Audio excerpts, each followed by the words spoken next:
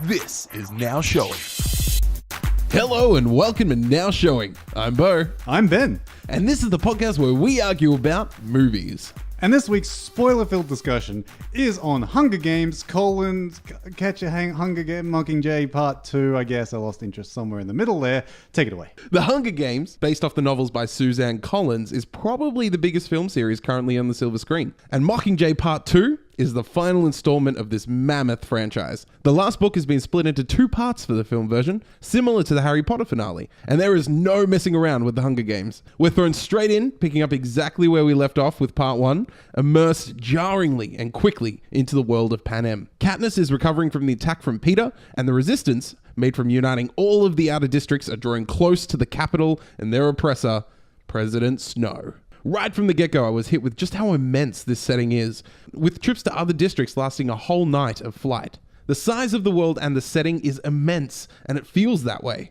The mood is dark and somber, with Katniss battling not only her feelings of love for two different guys, but her feelings of hatred and violence directed to Snow. Still the pin-up girl for the rebellion, Katniss is filmed everywhere she goes and is used as propaganda by the rebellion leader, Coin. While these leaders pull her strings, she uses them and her connections to reach her final goal: kill Snow. I can't help but liken this to the Deathly Hallows. Like Harry Potter, Mockingjay Part 1 was mostly talk, exposition, and build-up, whereas Part 2 is where shit gets real and everything comes to a head. There is heaps of action, a massive battle, and a ton of people die. While the ending is a little more politically motivated than Deathly Hallows, and the characters have a bit more of an internal struggle, the feeling after leaving this movie is similar.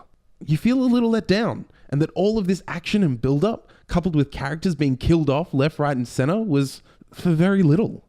What is supposed to be a resolute ending is left lackluster for my taste. I give Mockingjay a thumbs up for world building, but a shrug for story execution. 3 stars. This Part 2 is where shit gets real? Yeah. Is that what you're saying? Compared to Part 1, yeah. Oh, you mean number 3? Yes. Part 1, number 3. Yeah, Mockingjay Part 1. Yeah. Okay, no. That's the one I missed. I didn't see that one. You skipped Mockingjay Part 1. I didn't skip it. I just sort of got confused as to which one was on when, if that makes sense. I thought I'd seen Mockingjay Part 1 because I saw Catching Fire. And I was like, oh, well, that's I mean, it's leading. I don't know. It's a 3-part book series, so it must be a 3-part film series. Yeah, I thought something like that. I don't know. I just somehow missed it. I had no drive to go see it because I thought I'd already seen it. I don't know. So explain to me what happened at the end of the third one, Part 1. At the end of Mockingjay Part 1? Yes. Because at the beginning of this film, it looks like she's got a broken neck or something. Yeah, you just get thrown straight in. There's no previously on the Hunger Games. Well, thrown straight in implies that there's action or anything happening at the beginning there, which it wasn't. No. Anyway, but it basically opens and then it's just like, bam. No build up, no like slightly ease into the storyline. It's simply, bam, here's Katniss Everdeen in a silent room getting a neck brace taken off. I think you're painting the wrong picture for people listening that haven't seen it because nothing happens. Like she looks at Peter and it's a big deal at the end of well, all right. So all of Part 1, what happened Mockingjay, at the end of Part 1? Yeah. Mockingjay Part 1 was very much like the Deathly Hallows Part 1. It was really just filled with exposition. Again, I've seen Deathly Hallows Part 2 you haven't 3 seen times. I haven't seen Part 1.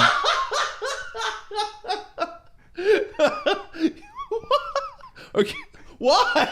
I don't know. Why do you go to see the last film without seeing what all the exposition and build-up was? It was by accident. I was a projectionist at the time, and it was like the midnight screening, and so I had nothing else to do. So I was like, all right, let me go in and watch this. And I had no idea what was going on.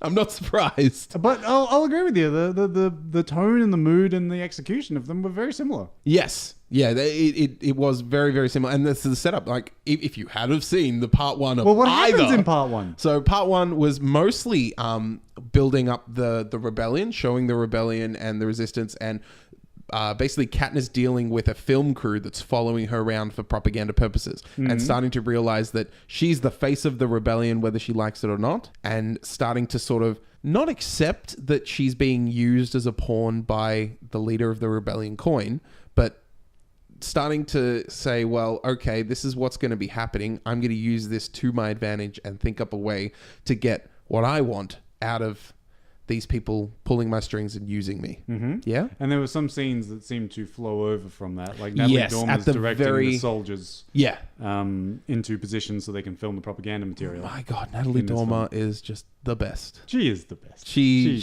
is... We'll come back there. We'll come back to the squad in a second. So, yeah, at the end of part 2...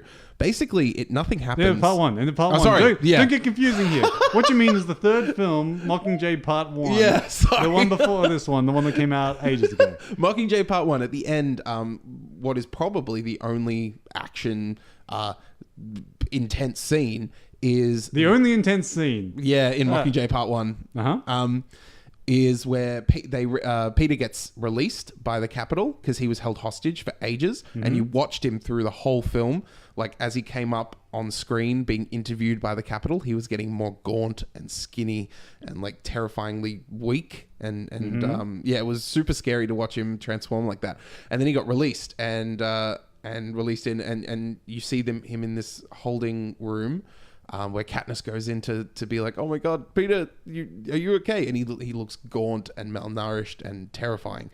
And as soon as he sees Katniss, he just snaps and like starts like throws off the guards and starts choking her out, and like her face is going red. And that's what the braces for and all the bruises was from Peter strangling her.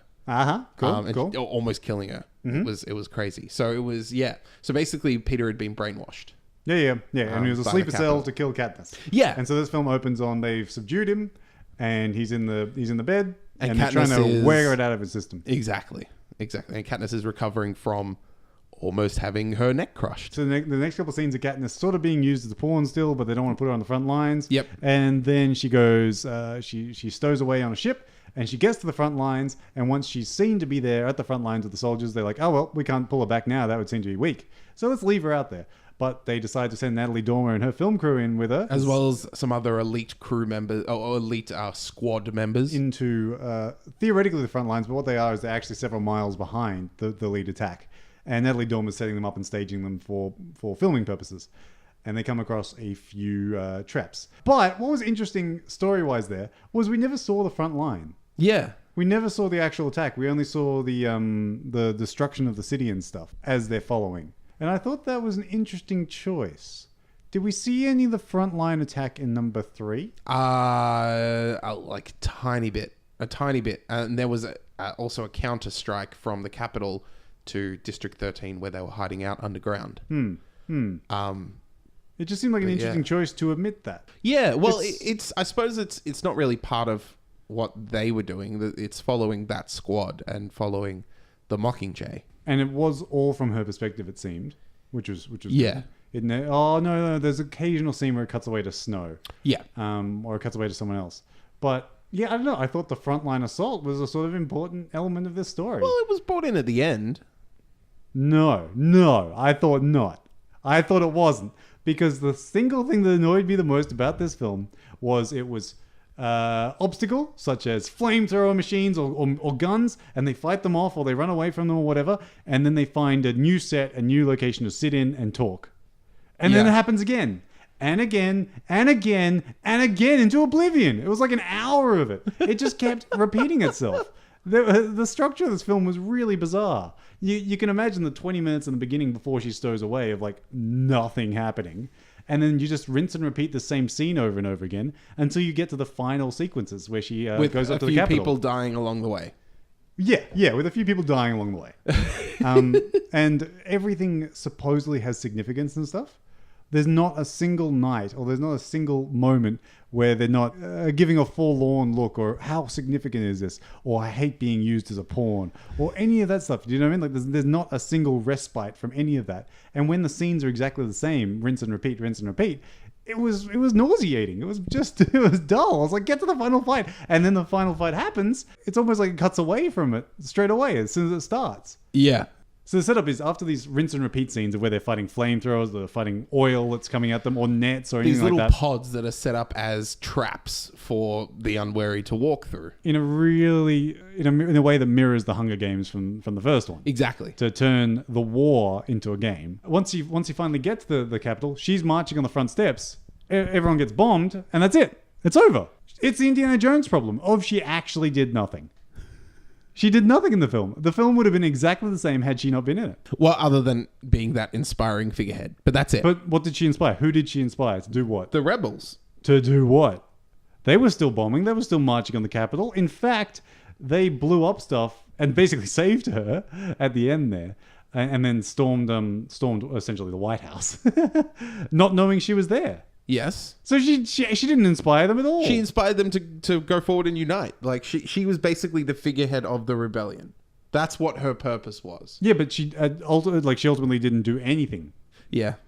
Like there was nothing. She didn't inspire any action or any fight. Or it's not like they wouldn't have been fighting without her. Immediately and directly. It's not like, oh my god, Katniss is in danger. We need to fight. It was more just the propaganda and the idea of her being on the front line with the guys. Like with all the soldiers was it. Sort of like that small sequence from Captain America. Yeah. Where he's been used as a good soldier, or he's developed into a good soldier, but they just want to use him as this propaganda machine and they send him out there. But the thing was, that wasn't the entire film of Captain America. That was 10 or 15 minutes in the middle. That was really cool and really well done.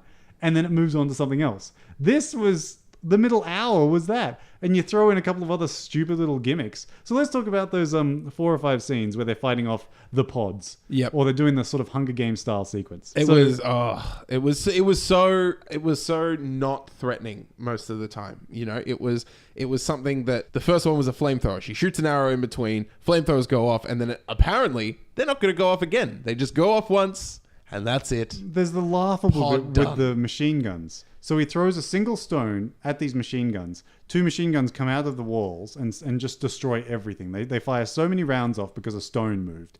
And then he steps out into the line of fire because he presumes that the bullets are all done and stuff. And they are. It was like no one would ever do that. And the guns would not be designed to fire once and stop. Had no one come across their path before? And you could argue that that was all a trap. Like the guns are supposed to look like they've run out of ammo to inspire the people to walk through, which they didn't have to do. They could have walked around. Yeah. Only so that they could step on the next 4 or 5 traps right away after it. You could argue that. But even still, no one in their right mind would step out in front of these automated machine guns. It was just stupid and laughable. And at the same moment that oil comes down to kill everyone and drown everyone, there's also a net trap in the same spot, which you would think would, counter. I think that was part of the oil. It had like properties that strung up.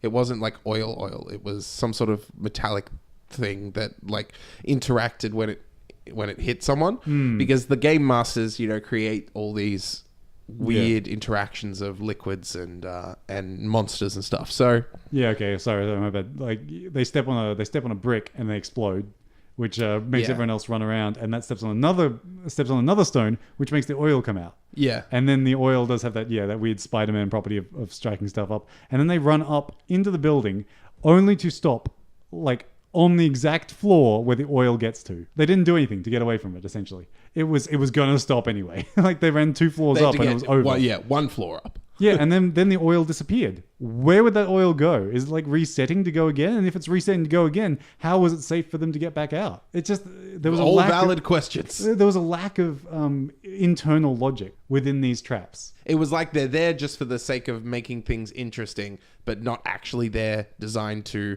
hamper them in any way. And it's sort of my problem. It came up in number 2. Where each one of the traps or things that they encountered was different to the last one. Yeah. And it's like, I think the people fighting amongst themselves is interesting enough. Battle Royale, which has many similarities, it's just about the people fighting each other and you don't know who to trust. And just the interactions, yeah. And that was a lot more interesting. This film jumps the shark at about the 16th trap or pod they come to, and it brings out the zombies. It's got like lizard zombie people. Now, I know they probably had some reference to number 3. No? The mutts? Not that I know of. So they bring out these mutts. They call them mutts, and they're like lizard human things. I don't remember. I was looking up on the wiki to find out what they were, and there's justifications that there are mutations throughout everything.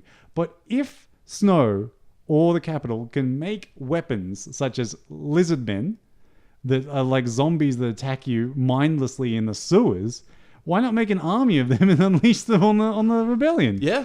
By having all these random different things, it makes you think, why don't they use that as a weapon? Why don't they use that as a weapon? They've clearly got so much technology that oh man, this rant has gone on forever.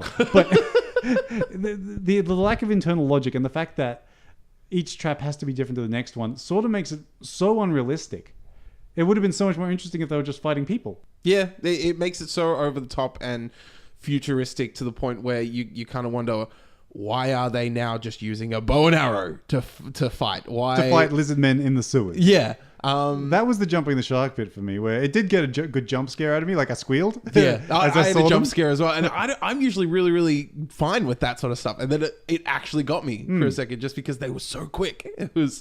It was great. It was a great introduction to them, but then after that was just kind of like. But then they didn't come up again. Yeah, supposedly one grenade style weapon took them all out. And then at the end, like, what did you think of the? I put this in quotation marks. Twist. This is major spoilers. For those. Yeah, well, I'm hoping to spoil this film so people don't have to go see it.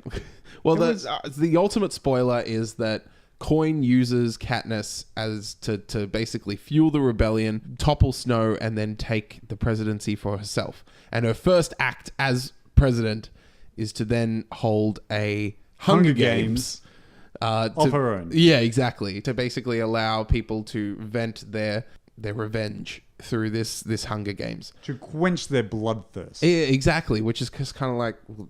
And everyone that had been in Hunger Games before sort of voted it in, which was really weird, at this round table. So they were no worse than their enemies. So the only act that Katniss seems to do in this film is she marches up, she's about to bow and arrow and... execute in a creative, flary way, execute Snow with a shot from the Mockingjay with her bow and arrow. And she aims up a little bit and actually kills Coin. And Coin, Julianne Moore, is just sitting with her arms spread just above you, just like... She's begging to be shot right now. The scene was structured and blocked in such a way that it made it obvious to the audience, even if they didn't see it coming. I mean, which they did. Yeah. I mean, sorry, which was obvious. I mean, they set her up as a baddie from the beginning because she was worried about Katniss's influence early on when she's talking to Plutarch, Philip Seymour Hoffman's character. And they're sowing the seeds of unrest there early on. So you know that Coin's going to be worrying in the end. But it wasn't really a surprise that she wanted to be a bad guy herself. The thing was that by upsetting that, you don't really bring in someone else, you know? Katniss should have been the leader. Exactly, yeah. And what about the resolution at the end with Peter and Katniss just...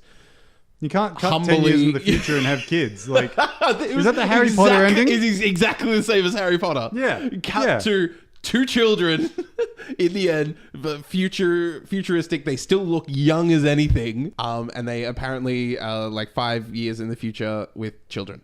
In Harry Potter, the insinuation is that they're going back to magic school. So for their kids are now going to Hogwarts. And so there's an insinuation that's going to repeat, that there are new enemies and more stories in this world, which I think is supposed to be inspirational. But in Hunger Games, it doesn't do that. They're just in the field in the middle of nowhere. Who gives a shit if they have kids? Yeah. The kids aren't going to their own Hunger Games, for example. And you don't want to imply that at all. I mean, okay, so it's... And it's like they have all of District 12 just to themselves. Yeah, no one else around. You'd think that Katniss would have some fans come up to her occasionally, or, you know, people come knocking at her door or dropping flowers or vigils or anything, but no, nothing. No. You could argue that no one knew she was there, but then again, the media would have a frenzy with that. In this world that seems to be able to film everything... Yeah, surely they'd filled with propaganda and filled with messages to the citizens. Yeah, they'd want a post-war discussion with one of the heroes. You know, they just seem to leave her alone entirely. And that's what I mean by, like, when at the end you're left with something that just feels like this whole immense world, this whole incredibly intricate political system that's been thought up by Suzanne Collins or by J.K. Rowling, by these authors, given life through these books. The final plot act is just so lackluster for how large this world is and how intricate all of the characters and all of this world building is. It feels like it's just a letdown for what could have been. Every scene seems to imply significance, but it never really comes about. So she's marching on the White House, and I keep calling it the White House, on the presidential, what's it called? What do they call it in the film? It was like the presidential hall or something. Or something like there's that. Something Where circle. Snow lives. Yeah. Snow's mansion. And all the people are going into the Capitol. So Katniss and Hemsworth are going up there, and they've got hoods on.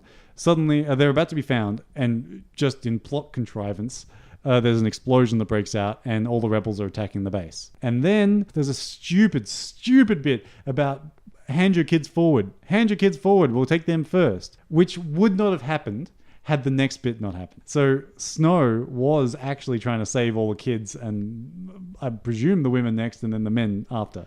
They were trying to get them all to safety behind the gates. Yeah. Now that would not have happened, and that would not have been a huge plot point had the rebels not bombed them, because it's just such a plot contrivance. If they weren't doing that, it would have just been bombs dropped in a war zone. Not necessarily. And no one would have get it. It would have been par for the course. What would happen. But it was still a thing, like, for example, in Titanic. Kids first, then women, then men. That was the evacuation procedure. Okay, so just imagine this. Imagine that they didn't take the children first. Imagine they're trying to get everyone through. Yep. And then the bombs drop, supposedly by Snow, in inverted commas, but it's actually by the rebels. Yep. They wouldn't have been able to publicize that and go, look how bad Snow is, and turn all his soldiers against himself, because it would have just been bombs dropped in a war. Yeah. And it's not like they made Snow do that. It was just complete chance.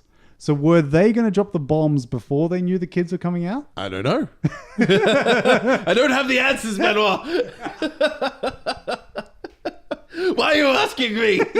I'm just as confused and feeling let down as you are, okay? And so there's this march, and there's a semi-little war sequence. Basically cut to black. Cut to months later. There's a bit of discussion, and then they she kills the wrong one. Or not the wrong one. Yeah. She kills Coin rather than Snow. And then there's a Democratic election after Katniss is sent back out to District 12 with Woody Harrelson.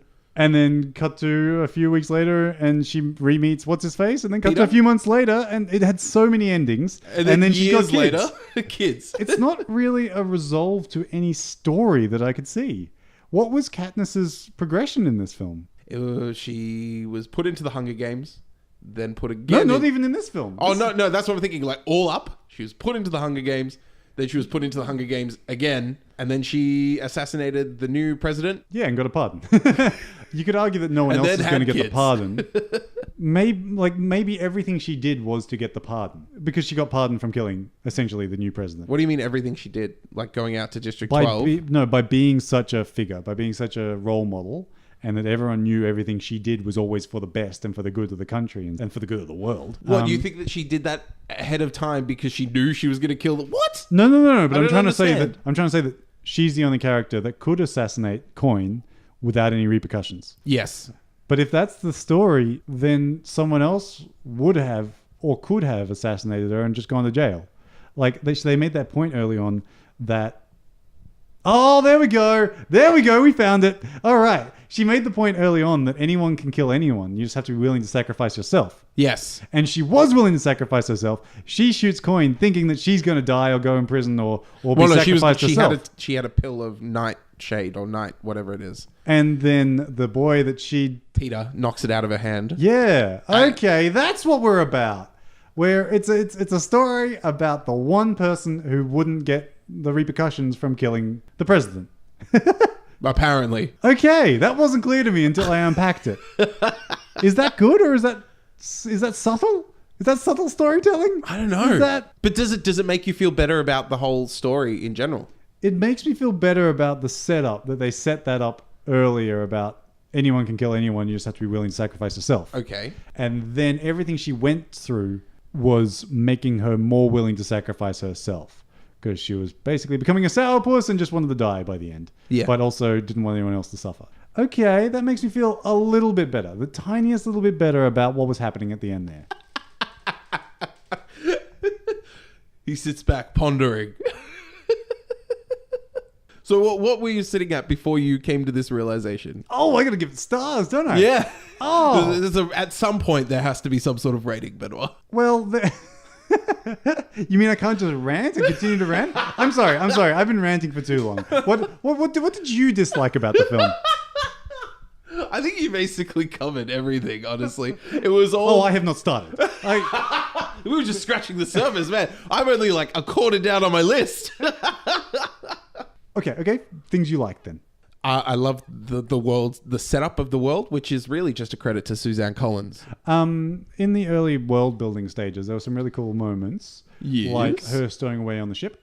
What they did with the whole film was they had small bits that implied larger things. She's on a plane stowing away. She gets off the plane, and everyone sees her and follows her in this massive Steadicam shot where she's being followed by like 100 or a few hundred extras, and they all recognize her straight away. You know, that stuff is really cool. And then she's at a base, and in the distance you can see a mountain being bombed and exploded and stuff while she has problems with it. There's a lot of setup like that ultimately doesn't really go anywhere. Like there was the world building and the preparation for it was great, but there was no execution to use it in a rewarding sort of sense. Yeah, those little moments on their own were good. Yeah, and I was sort of excited in the first half an hour. Yeah. But where they took it for the finale and for the final wrap up was just not what I feel it could and should have been. No, not at all. Another thing, Philip Seymour Hoffman. This is apparently his last film. So he died because he died a while ago. He died February last year. Yeah. So apparently he had 2 major scenes still to shoot. When I read that, I realized, that's why there's Plutarch wrote the letter and got Woody Harrelson to read it, so you could get some actual performance and stuff. Did you see the CGI put in Philip Seymour Hoffman as the new democratically elected president? No, I missed that, but I presume they described he was just him like CGI in the back like right hand corner. Look out for it when you do watch it. Yeah. They described it as some scenes he was supposed to be in, they just cut him out. Other scenes, they CGI'd him into the background or whatever. Or they put him on the sidelines. I noticed 2 CGI scenes where he wasn't actually there. It was just a CGI'd Philip Seymour Hoffman. And that caused something really confusing for me at the end. I didn't realize his character's name was Plutarch.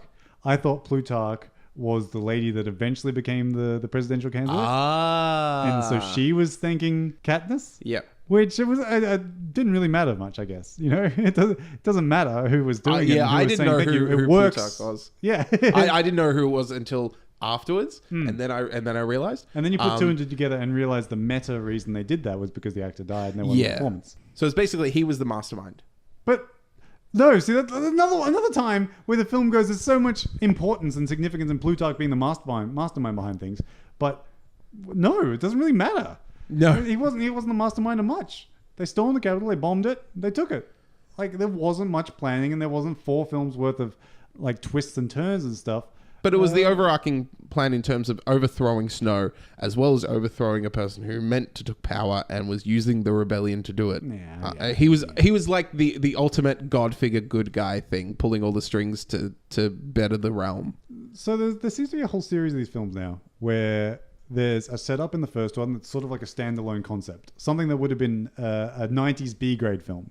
For example, Maze Runner, or Hunger Games, or Insurgent. You come up with one concept that sets up different people or different districts or different skill sets. Yep. And makes them fight against each other.